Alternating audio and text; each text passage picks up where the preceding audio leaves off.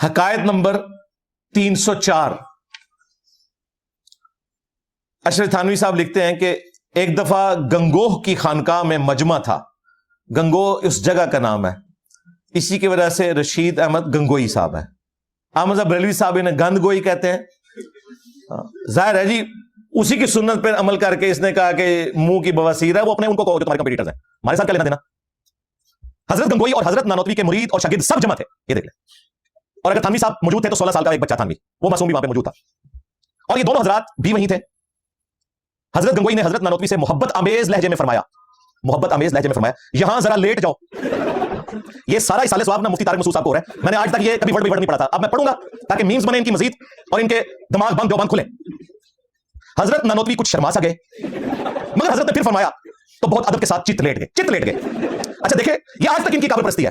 पहले तो शर्मा के जब उन्होंने जोर लगाया, उनका यार उस्ताद है, ये कहते हैं उस्ताद के सामने आपने बिल्कुल नहीं बोलना, वही वाला सिलसिला पीछे से चल रहा है। चित लेट गए।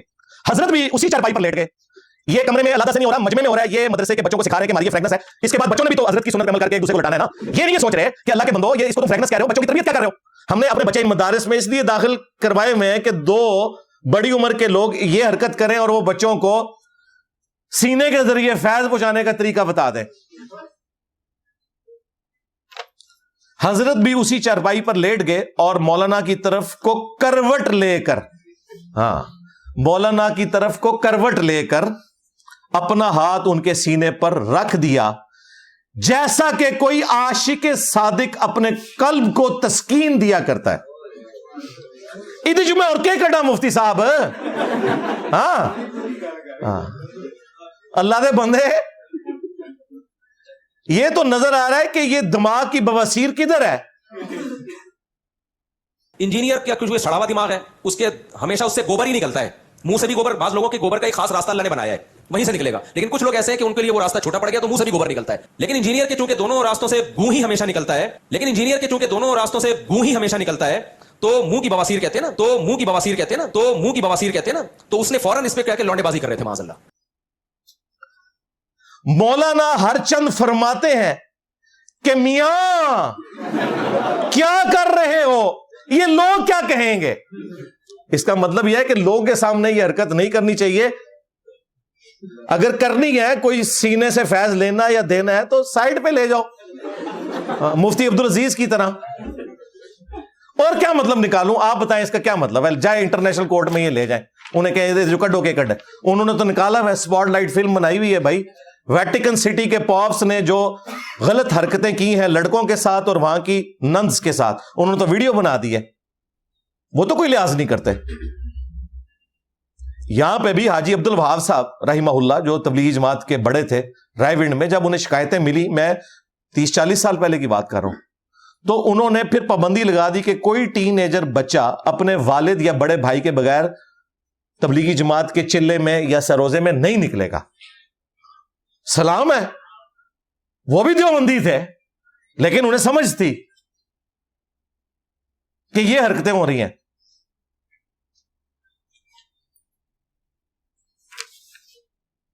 मौलाना हरचंद फरमाते हैं कि मियां क्या कर रहे हो, ये लोग क्या कहेंगे।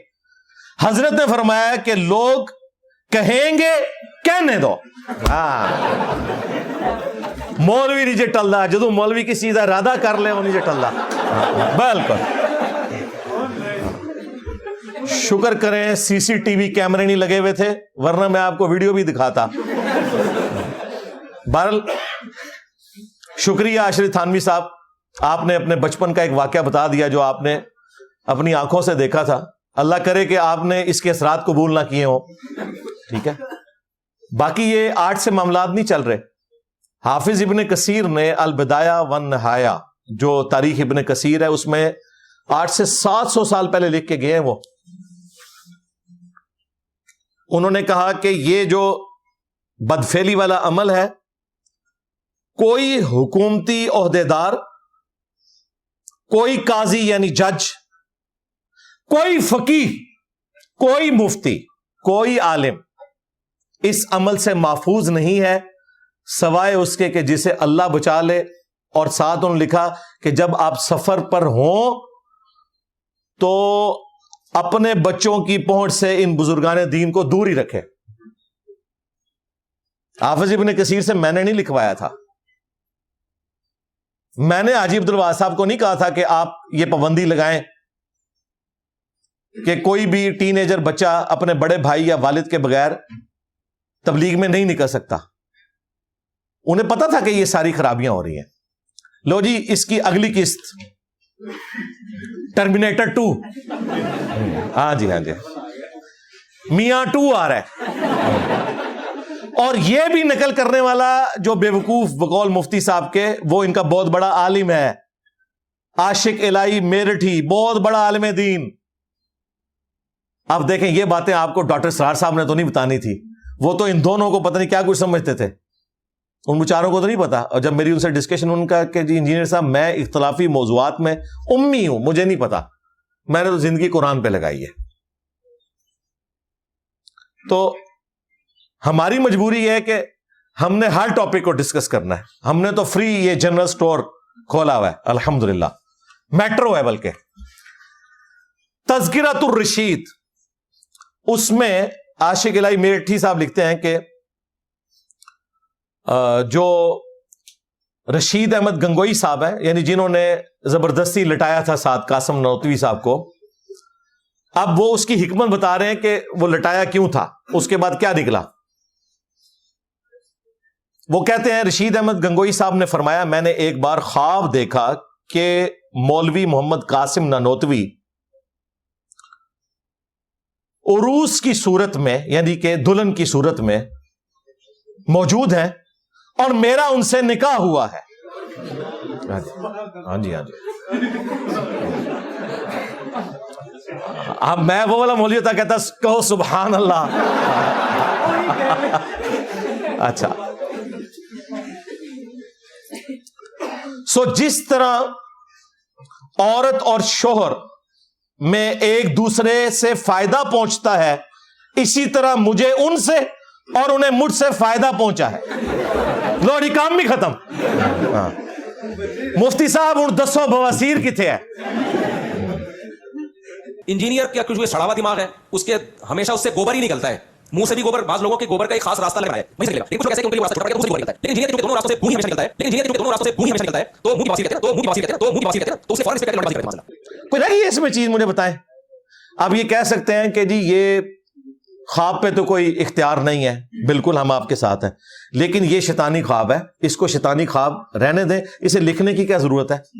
اور دیکھیں, صرف شادی تک نہیں, اگلی باتیں بھی لکھی ہوئی ہیں, اور پھر اس کے بعد انہوں نے اسے جسٹیفائی کیا ہے کہ یہ شادی ہوئی ہے, اس کے اندر یہ اشارہ تھا کہ جو یہ اولاد ہوگی تو اس اولاد کی تربیت بعد میں رشید احمد گنگوئی صاحب نے کرنی تھی, کیونکہ قاسم میاں تو 47 ایئرز کی ایج میں فوت ہو گئے. بعد میں قاسم نانوتوی صاحب کے بعد رشید احمد گنگوئی صاحب کو سرپرست اعلیٰ دیوبند مدرسے کا چنا گیا, اور وہ آلموسٹ ان کی وفات کے بعد تقریباً کوئی آپ سمجھ لیں 25 سال تک زندہ رہے ہیں اور دیوبند مدرسے کو چلاتے رہے. خواب کی تعبیر واقعی پوری ہوئی ہے آپ کی نظر میں. اور پھر اینڈ پہ وہ آیت لکھ رہے ہیں, الرجال قوامون علی النساء, مردوں کو اللہ نے عورتوں پر حاکم بنایا.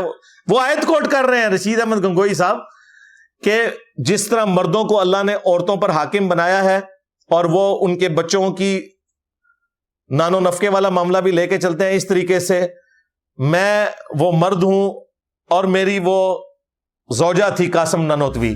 ہاں ظاہر ہے یہی کہنا چاہ رہے ہیں نا, جو پوری دیہڑی سوچتے رہتے جائے وہی کچھ خواب ہی نظر آتا جائے. ہاں, جدو دیہڑی لٹاؤ گے تو خواب ہی وہی نظر آئے گا نا. اگر یہ لکھا ہوتا نا کہ میں نے دلہن کو قاسم کی شکل میں دیکھا, پھر بھی کوئی شریفانہ خواب ہوتا ان کا, قاسم کو میں نے دلہن کی شکل میں دیکھا اور ان کا ایک دوسرے سے فائدہ بھی پہنچا, وہی جو آپ سمجھ رہے ہیں. ہاں, جو مفتی صاحب وہ خطرناک الفاظ بھی استعمال کرتے ہیں, وہ کہہ رہے ہیں کہ دیکھو جی ادھر تو لٹایا تھا, کچھ نہیں آگے ہوا. مفتی صاحب آپ کی ایک خواہش بھی پوری کر دی ہے, اگلی قسط جو ہے وہ خواب میں ہو گئی تھی. ہاں, میں ایک بات کہتا ہوں,